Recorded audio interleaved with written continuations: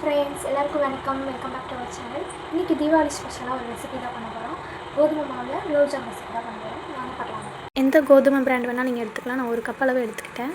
நெய்யில் வந்து ஊற்றிக்கலாம் ஒரு 3 டீஸ்பூன் கிட்ட. அப்புறம் மாவு போட்டு நல்லா வறுத்துக்கணும். நல்ல ஒரு வாசனை வரும். அந்த வாசனை வர வரைக்கும் வறுத்துக்கலாம். தீஞ்சிடாமல் ஃப்ளேம் வந்து கம்மியாக வச்சுக்கணும்.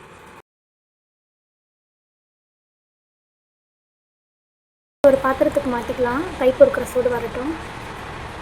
இப்போ வந்து ஒரு கப் அளவுக்கு பால் எடுத்துக்கிறேன். நான் கொஞ்சம் கொஞ்சமாக ஊற்றி பசஞ்சுக்கிறேன். எனக்கு ஒரு 3/4 கப்பு அளவுக்கு பால் தேவைப்பட்டுச்சு. பசையும்போது கொஞ்சம் ஸ்டிக்கியாக கையில் ஒட்டும் நெய் அப்ளை பண்ணி நீங்கள் வந்து பசஞ்சிக்கலாம்.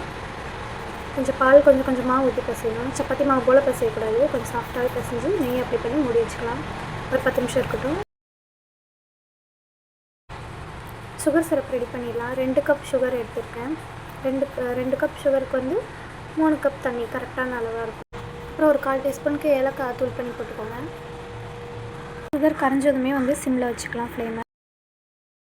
இப்போ மாவு ஓப்பன் பண்ணியாச்சு. இப்போ எவ்வளோ ஸ்டிக்கியாக பிசைஞ்சு வச்சு இப்போ கொஞ்சம் ஹார்ட் ஆகிடுச்சு பார்த்துக்கலாம். மறுபடியும் கொஞ்சம் ஒரு 2 டீஸ்பூன் கிட்ட பால் ஊற்றிட்டு மறுபடியும் பிசைஞ்சிக்கலாம். கையில் ஒட்டும் போது நெய் வந்து ஊற்றிக்கோங்க.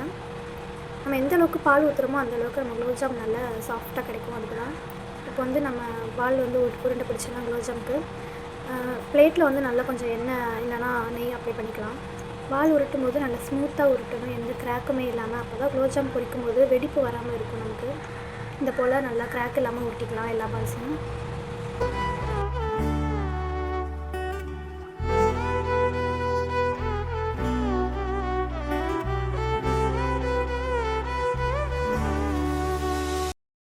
எல்லாமே எந்த கிராக்கும் இல்லாமல் சூப்பராக உருண்டை பிடிச்சாச்சு. இப்போ எண்ணெயில் வந்து போட்டுக்கலாம். நல்ல சூடு கம்மியாக தான் இருக்கணும். ரொம்ப சூடு இருக்கக்கூடாது. சிம்லேயே வச்சுட்டு ஒரு பால்ஸாக போட்டு கரண்டி வச்சு லேசாக சுற்றி இந்த மாதிரி பிடிச்சி எடுத்துக்கணும். எல்லாமே ஒரே கலராக வரணும். கம்மியாகவே வச்சுக்கோங்க தீ. இந்த கோதுமாவில் குலோப்ஜாம் பண்ணுறப்போ இந்த மாதிரி சிம்லேயே வச்சு தான் நம்ம குலோப்ஜாம் உருண்டைகளை பொரிக்கணும். அப்போ தான் உள்ளே வரைக்கும் வேகும். அவ்வளோதாங்க, எல்லாம் நல்லா வெந்துச்சு. இப்போ வந்து எடுத்துடலாம்.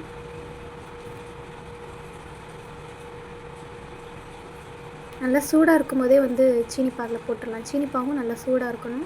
அப்போ தான் நம்ம ஜீராலாம் நல்லா குலோப்ஜாம்குள்ளே இறங்கும். நைட்டு ஒரு 10 மணி இருக்கும். அந்த டைம் தான் நான் குலோப்ஜாம் ரெடி பண்ணிட்டு இருந்தேன். அவ்வளோதாங்க. இப்போ நம்ம காலையில் நம்ம எடுத்து பார்க்கலாம். இந்த சுகர் சிரப்பில் எவ்வளோ ஊறுதோ அந்த அளவுக்கு நம்மளுக்கு நல்லா டேஸ்ட்டாக இருக்கும். கோதுமாவில் செய்கிறப்போ நல்லா ஊறணுங்க. இன்றைக்கி ஈவினிங் செஞ்சுட்டு நீங்கள் மார்னிங் அந்த மாதிரி சாப்பிட்டு பாருங்கள். சுகர் சிரப்பில் ரொம்ப நேரம் ஊறணும். அவ்வளோ டேஸ்ட்டாக இருக்கும். கண்டிப்பாக உங்கள் குழந்தைங்களுக்கு நீங்கள் செஞ்சு கொடுங்க. ரொம்ப விரும்பி சாப்பிடுவாங்க. ஹெல்த்தியாகவும் இருக்கும். கோதுமையில் செஞ்சுருக்கோம். இனி அடுத்த ரெசிப்பியில் நம்ம வீடியோவில் பார்க்கலாம். எல்லாருக்கும் பாய். நம்ம வீடியோவை பார்த்ததுக்கு எல்லாத்துக்கும் ரொம்ப ரொம்ப தேங்க்யூ. மறக்காமல் நம்ம சேனலை சப்ஸ்கிரைப் பண்ணிவிடுங்க.